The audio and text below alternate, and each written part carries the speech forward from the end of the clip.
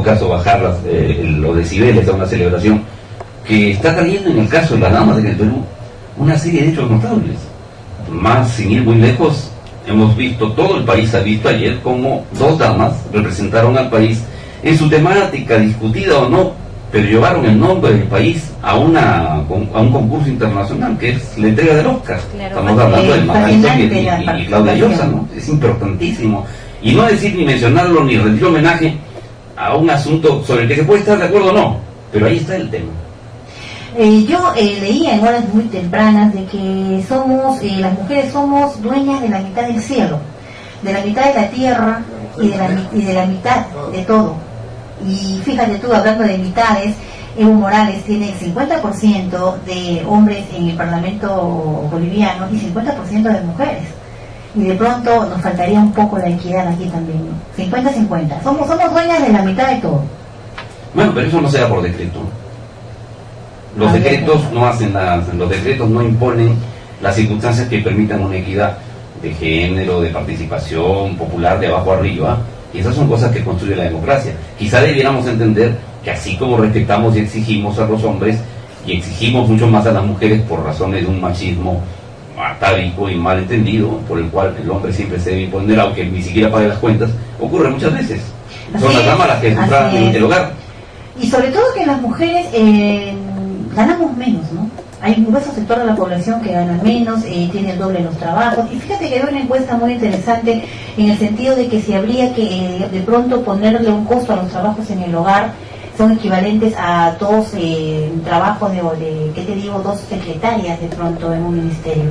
Encuestas simpáticas que se han dado hoy día en los medios de comunicación.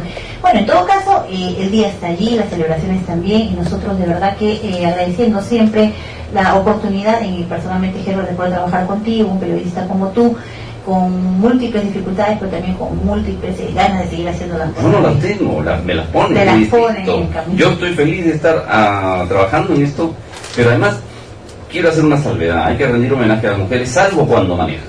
Y cuando manejan son un desastre. Mujer al volante, peligro andando. Ahí hay que apartarse inmediatamente.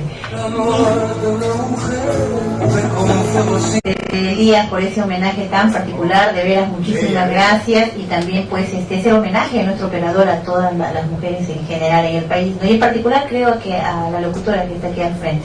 Bien, vamos a continuar con un tema que difícilmente se va a poder olvidar, Herbert, por la cantidad de despliegue que ha tenido, por la cantidad de manejo de información. Muchos de nuestros colegas se han quedado afuera del Congreso y ya estaban prácticamente mareados los que permitían ingresar por la cantidad de carnets de prensa que les colocaban delante, y ellos decían que solamente ingresan los que tienen un carnet rojo. ¿Qué ha pasado, Herbert, en este Congreso que verdaderamente es lamentable, por decirlo de alguna forma, ¿no? Por no emplear de pronto un término más. ¿Te estás refiriendo al Congreso del Partido Comunista? Lo que hemos visto todos, no solo por las crónicas, sino por los informes que hemos recibido, es que se ha hecho gala de prácticas antidemocráticas, han habido golpizas, han habido choques, han habido diatribas de unos y otros grupos. Hemos visto además cómo cuando ya no sirve un determinado grupo, el caso de Mauricio Mulder, él se retira con 170, 180 delegados, el Congreso se ve reducido en capacidad de representación.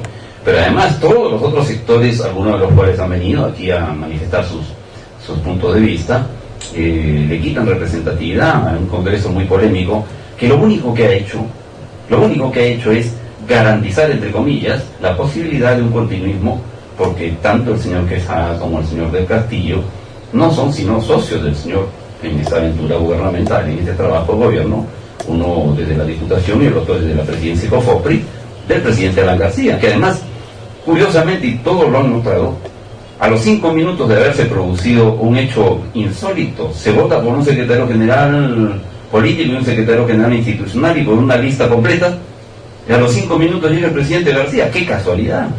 Bueno, algunos analistas sostienen que el presidente de la República ha quedado mal porque no ha sido capaz de desarrollar su propio partido. Tampoco ha podido, digamos, trascender hacia formas de organización, de democracia y debates civilizados y modernos. Es todo lo contrario. Lo que hemos visto es el uso de la fuerza, la imposición, no de las ideas, sino de la fuerza, y lamentable, te digo lamentable, porque eso es lo que el APRA enseña a las generaciones venideras. Me temo que difiero de esa opinión. El señor García Pérez ha guardado una coherencia extraordinaria. Él siempre alienta la lucha de las facciones para aparecer él como el gran componedor. Siempre está, desde que ingresa a la política nacional, sembrando la cizaña, sembrando la desunión en su partido y entre los veteranos de aquella época de los años 80 y tantos, y luego él se beneficia de estas circunstancias cuando votan a Andrés Townsend. Armando Villanueva se va a un viaje larguísimo a la Unión Soviética y dice él que estudiar, nunca se supo los resultados de ese estudio, ni ningún libro salió de esos supuestos estudios, y él se quedó con el partido. Al año 83 el señor García Pérez se hizo de la Secretaría General del APRA, y el año 84 ya era el candidato presidencial. El año 85 gana casi sin atenuantes cuando Barrantes declina, ¿no es cierto? Y protagoniza lo que a juicio de muchos historiadores, analistas políticos, ha sido uno de los más corruptos y uno de los peores y uno de los más indeseables gobiernos. Y el señor García Pérez vuelve en el año 2003, 2002, y vuelve por la suerte de una prescripción amiga que le permite no tener que dar cuenta de las asimetrías de su presupuesto y de sus bienes patrimoniales. Qué suerte que tiene, ¿no? Entonces yo creo que no ha tenido ninguna incoherencia, él ha hecho lo que siempre ha hecho. Pero bueno, de todas maneras, lo que tú dices es cierto, o sea, va desarrollando un trabajo bastante soterrado, ¿no? Porque o ha sido siempre así. Yo vuelvo a diferir con algún conocimiento de causa. Lo de García no tiene nada de soterrado, al contrario, ha sido sumamente descarado y contó con la simpatía y con la anuencia temprana de muchas otras personas que hoy, luego de 15, 20, 25 años, se dan cuenta de que hicieron mal, de que contribuyeron a un proyecto personal. Por eso he dicho yo que hay presidentes que confunden la historia del Perú con su partido y confunden la historia nacional y los designios de un Estado nacional con sus designios particulares.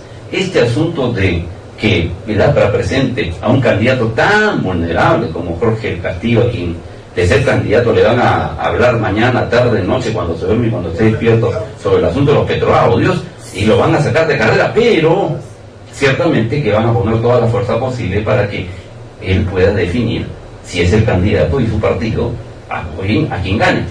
¿Bajo qué precio? ¿Para qué? La impunidad.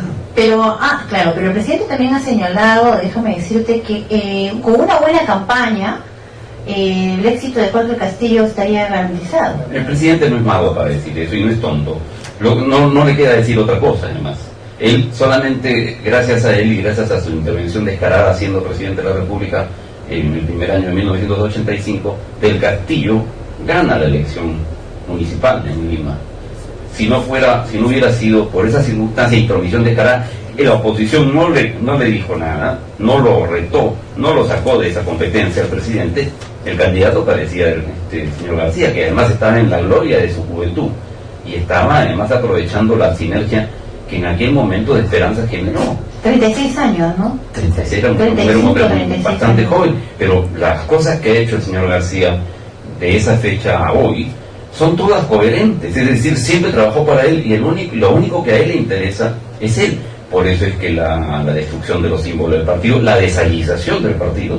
Ana García no ha escrito ni un libro coherente, es decir, un libro de altas calidades polémicas o intelectuales, jamás ha asistido. Hemos escuchado aquí muchas veces testimonios de gente que lo ha conocido, que le llevaba alimentos cuando el señor no podía producirlos por su cuenta. Inclusive, fíjate tú que hasta los artículos del perro hortelano, ¿no? Algunos decían que no era él precisamente. García no, que se sepa, no, es más, hay testimonios, yo los he escuchado de autores supuestos a quienes se le pirateó capítulos enteros de su libro para ponerlo en los libros del señor García. Es decir, no es una persona intelectual, no es un intelectual que haya producido, que haya polemizado, que haya construido una tesis democrática. Al contrario, él invoca a la Torre a quien no repite. Yo puedo decir una anécdota personal que me la contó allá de la Torre a mí, cuando yo dirigí el periódico Partido hace muchísimos años. Él me dijo que este era un hombre raro, era un tipo raro. Ya eso es algo de lo que eso, bueno, ya es bastante. 4:30, la hora oficial en todo el país. Breve pausa y luego retornamos con más.